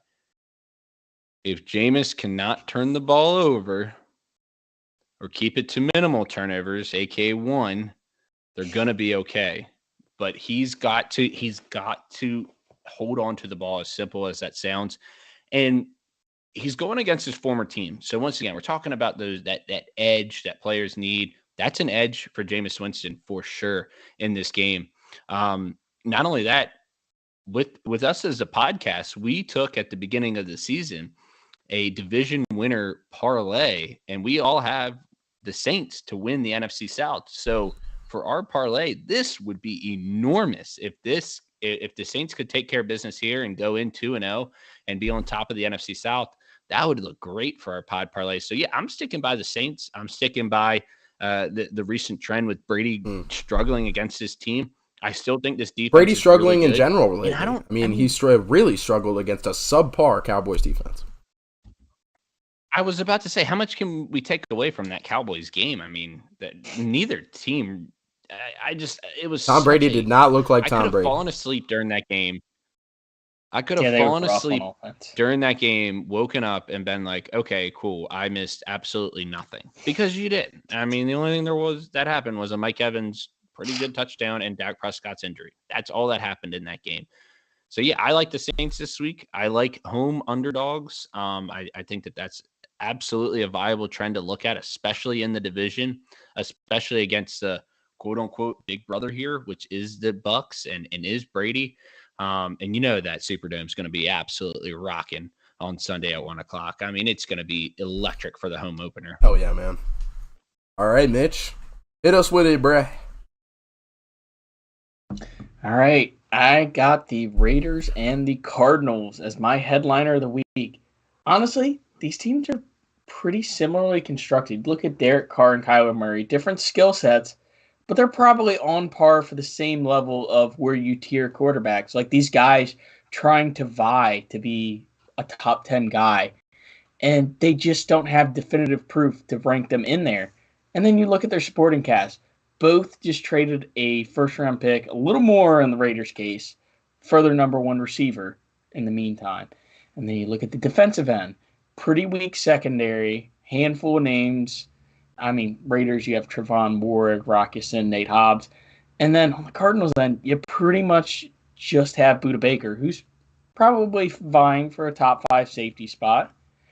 It just seems like both teams with struggling offensive lines, it's going to be a shootout because these teams are fighting to stay in the race in the two hardest divisions in the entire league, NFC and AFC West. And it's just a matter of who can claw their way back into the conversation because the Raiders had a lot of hype coming into this year. I get the Cardinals, everybody's questioning Cliff Kingsbury and stuff, but they have a load of offensive firepower, enough for one of us to rank them as the number 2 offensive in the league. But hey, I'm still on it. These teams, it is going to be a true defining moment of whether or not one of these teams can actually contend against playoff caliber teams. And if one of them prevails, the other one is going to look like they are going to be on the outside picture. Granted, the Cardinals have a little more leeway in the NFC because it's not as strong. But if the Raiders lose this game, they're pretty much toast. Because if J.J. Watt doesn't play, there's no reason they should not beat the Cardinals. I mean, I love that point that Kyler has a much more favorable matchup, too. Because Trent McDuffie was locking people down last week, and Hollywood was their only concern. I think if Kyler can find that connection with Hollywood, like he did in college, it could be a very, very high-scoring game because both secondaries are so deprived. I think if it's going to be the week that Hollywood's going to, if Hollywood's going to be productive this year, he's got to play well this week. It's make or break right now. Play well it really is. And Derek Carr started the week for me because I don't trust that secondary at all. That's the truth, man. And I really like what you meant. Like, this is really two teams that are trying to push themselves into that, like, I wouldn't say elite category. They need to make a playoff lock. Like, because they're close to, like, they've been close to that, like, these past 2 years. And they're just trying to push through that threshold and get there as, like, a consistent name once again. And, this is make or break, and it's week 2. You'd love to see it, man. Like, shit's happening in week 2, man. I love it. There's only a handful of games where things are happening, but this is one to keep your eyes on because they're definitely the guys on the outside looking in at the moment after rough week 1. Yeah, and if you can't beat the other guy who's looking in, you got to look at yourself in the mirror, dude, and seriously reevaluate. So, fuck yeah. So this brings up a good question, especially talking about these two teams. Outside of the Cowboys, there were 8 other teams that lost week 1 that made the playoffs last year. Which playoff team from last year that lost week 1 outside of the Cowboys is most likely to miss the playoffs again this year? Or to miss the playoffs this year, my bad. You're trying to bait us into the Titans, I feel like. So a team that made the playoffs the Titans last year that's going to not make the playoffs this year? And lost week 1. And lost week 1. Because 8 teams missed. So that would be the Cardinals lost week 1. The Raiders lost week 1. The Bengals lost week 1. The not Rams including the Cowboys in this. 1. The Cardinals lost week 1. I think the Rams have a serious shot. Okay. That's hot. That is hot. That defense is a serious liability. A serious liability. Like, now Your calling Packers card. are also one Your of calling those card. teams, the Jalen 49ers. Ramsey. Your calling card. Like, oh, at least we have Jalen Ramsey. He looks like a fucking idiot against Stephon Diggs, dude. Like, I mean, if you can't have your calling card player playing well, you're like, there's Aaron Donald. I know Aaron Donald exists. He's a football player, one of the best of all time. But dude, I mean, besides, you got a couple of names, and we've been saying that about the Rams defense since last year. But I feel like Jalen Ramsey, after week 1, he might be on the downslope of his career now. You know, like corners don't really stay super effective at the The running backs. I just worry though because they were putting him in the slot a lot, and Jalen Ramsey is not a slot corner. He is way too big to be dealing with shifty moves like that. He needs to be on the outside. But So there's one team that I didn't mention that I think is the obvious choice to miss the playoffs that lost week 1, and I'm waiting for you guys to figure it out. lost week 1. Okay, Won. I'm trying to think of Raiders. everybody that made the playoffs. Yeah. Who's the 6th seed? Do do do do do do do do. Oh, the Pats. There it is. I think the Patriots are a slam dunk to miss the playoffs this year. I think Motherfucker.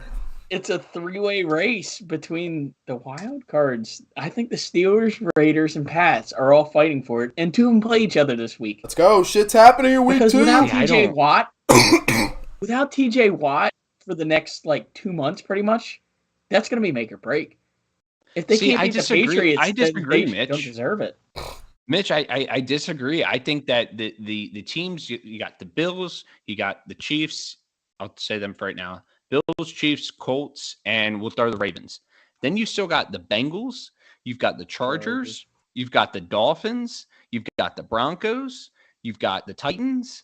You've got the Raiders. That's one of the teams that you Raiders. mentioned. You've got the Browns in there. It is absolutely loaded. I don't see any fucking way the Patriots make the playoffs. Yeah, I mean, I can't disagree with that right now. Jeez. It's definitely been a hot take of me and Jaden's that they're going to suck MVP this Mac year. Jones can't lead this Well, I team think- to the because promised land? It's not hot anymore. Mac Jones- early, and it's not hot now. I'm not, and I won't blame this on Mac Jones. I'll blame it on the offensive play calling. I'll blame it on the weapons that he has. I'll blame it on his offensive line. I mean, he's got nothing to work with. This team has nothing. It is a You know what it bad is? You team. know what it is? and It's anybody- dismal. Anybody, Drink. They have a good offensive line. It's That's it. dismal. Drink. it is dismal. They have and a you know great what? offensive line and nothing else. I agree with Jaden's hot take at the beginning of the year. Not only that will they miss the playoffs, I think Belichick might retire. The more and more this season goes on, the more and more I think it could He's become just fed true. up with this. He's too old to be diving into a whole new thing. He's just not good. Yeah. He's trying these Yeah. new strategies against guys that are believing in analytics. And I'm not the biggest analytic guy, but at some point in time, you have to take analytics into consideration. And he just doesn't. He tries to do it the old school way. 10, 15 years ago, sure, that was working. Nowadays, absolutely not. Not against these high-powered I don't offenses. know. Different league, man. All right. Let's run through these spread alerts real quick. If we can. Try to keep them as short as possible. But I'll go ahead and rattle off mine first. And you mentioned earlier, Tyler, it is Colts at the Jags, and the spreads Indy -3 and we really need to get a sound for that. Maybe I'll just come up with something on my phone that I'll just put up to my microphone. I think what you just did Yeah, was fine. Just say it every time. yeah. I'm taking. Or we can do the I need to get a soundboard. There. Once we get a sponsor, I'm getting a soundboard. That's the first thing I'm doing. But yeah, I like the spread. Indy -3. I know it's not looking good in Indy right now with the injury report. Shaq Leonard's out this week. Alec Pierce is out this week. Michael Pittman's questionable. Oh no, we're gonna lose to the fucking Jags in Jacksonville again. I don't think as men this team could let that happen again. Like, I couldn't imagine a game to be more motivated for. Like, you were a walk. This is a team Right, you were walking into the playoffs last year, and you were like, all we had to do is make it through Jacksonville. And you watched it on Hard Knocks. They were half-assing it all week. And, like, DeForest Buckner was like, yeah, I don't know if I'm going to play. Like, I'm kind of feeling off. Like, but he wasn't legit, like, hurt. And there was all this shit, and then they go out and lose. Like, that was the most ultimate life lesson that you can ever learn. So, It was dismal. Yep, take a drink. Yeah. Drink. If you're still pre-gaming to go to the bar, you're a little late right now. You're gonna have a hell of a night, dude. You got a really nice start. But yeah, I mean, I don't think they could let their pride be damaged like that again. They will do everything in their power to win this game and beat the shit out of them. Also, on a more actual football level, instead of just the mental level, Frank Reich learned his lesson, dude. Like, he is going to feed Jonathan Taylor the ball this game. Like, that's something they didn't do against Jacksonville last time. It was the big question mark after the game. Fucking Jonathan Taylor's having this great season, but then you go up to Jacksonville, barely give him the ball. Frank Reich does not want to hear that again, or he will probably be fired at the season end. So, Reich learned his lesson. JT's going to get the ball, and the Colts are going to cover the spread against the Giants. I know I said keep it short, now, but I that will was say this. I will throw a little betting nugget out to you in regards to this game. One betting nugget that goes well with you and one betting nugget that does not go well with you. I'll start with the bad one first. The Jags are 12-1-1 against the spread the last 14 times against the Colts. However, the Jags are 6-14 against the spread the last 20 times as an underdog. So they're not very good as an underdog, except for when they play the Colts. A whole new system, whole new team. Dougie P's the head coach there, so it's like a fresh start. You know, you could restart the series record if you'd like, if you fancy that. I mean, I'm hoping for ETN to cover that game on his own, put it on his back. All right, Tyler, give us your spread alert, my dog. Yeah, I originally, when I was talking to you guys about this, I really liked the Ravens -3.5. The reason why I liked the Ravens, and this is not my pick, this is my second best pick, but the reason why I liked the Ravens was because why is that line only 3.5? Why is that line not 6? Or if people were looking at it as, oh, the Dolphins have a chance, why has that line not gone down to 3? So there has been no movement on that line, which is very weary as to why that has happened.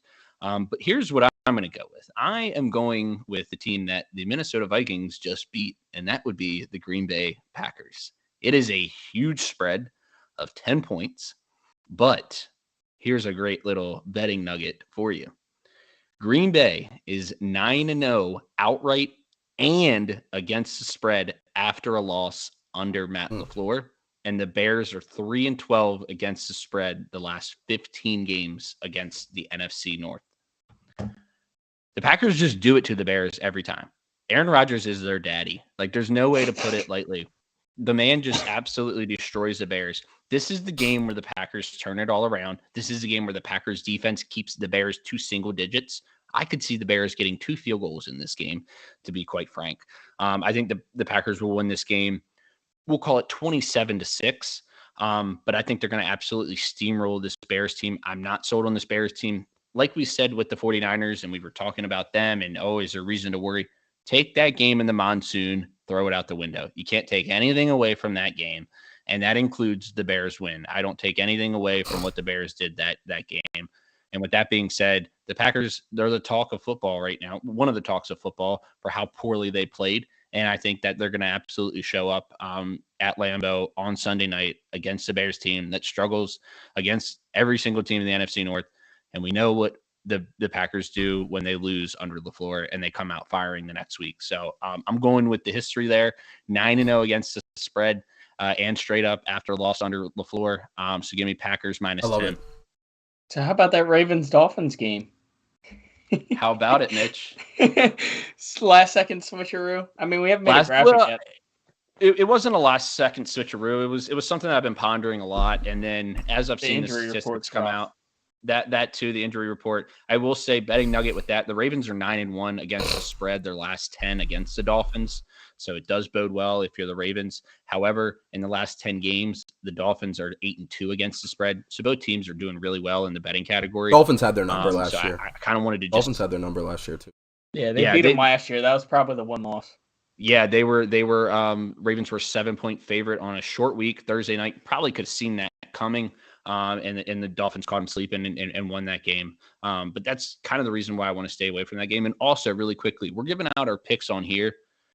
There will be a TikTok coming out this weekend displaying all of our picks, and there's going to be a nice little intro involved into it. But we're going to reintroduce ourselves on TikTok. Oh no! Roll credits, man. Roll credits. Fuck yeah! All right, Mitch, hit us with your spread, dude. My spread alert, I am taking Cincy -7. I know it's -7, but it's fucking Cooper Rush. Do I have to say anything else? It's fucking Cooper Rush. There's no reason they shouldn't win by more than a touchdown. There is no reason.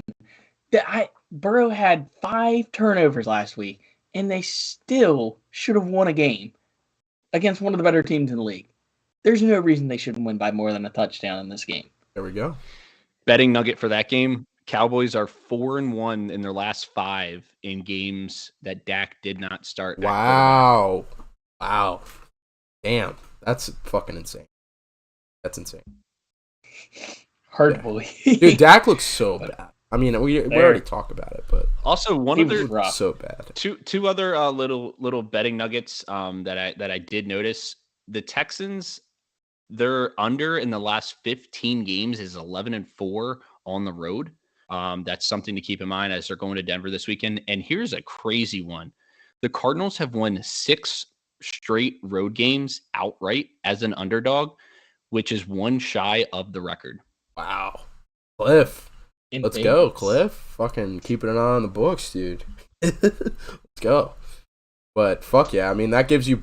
He's solely betting with on that. Game. With all the betting information we've gotten in today's pod, and with the TikTok coming out, dude, I feel fucking great. I mean, we're giving out some solid picks. I mean, come on now. Oh wait, good insight. Dude. I just realized the lock of the week. Call of Duty's coming out this week. The Cardinals are toast. Yeah, Call of Duty, I think, came out last night. You take the money line on the Raiders and run with it. Yeah.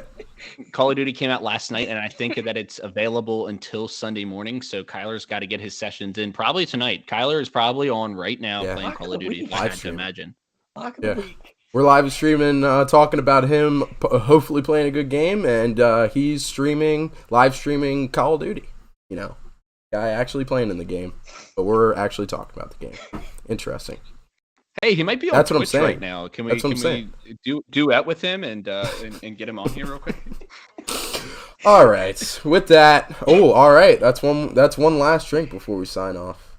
But yeah, that does it for our Thursday Night Football recap and our Week 2 preview. It was a good one, man. It was a good one. Recap the game from Thursday, threw out some headliners, threw out some spread alerts for you, and gave you our fantasy rankings for this week. So, solid pod episode. Should be plenty of info to get you ready to throw some money down on Week 2. Or if that's not your thing, just fucking enjoy dudes hitting the hell out of each other on a Sunday afternoon. That's what I usually do. So, with that, Tyler, Mitch, and Kane signing off. We'll catch you guys next week. Enjoy some football.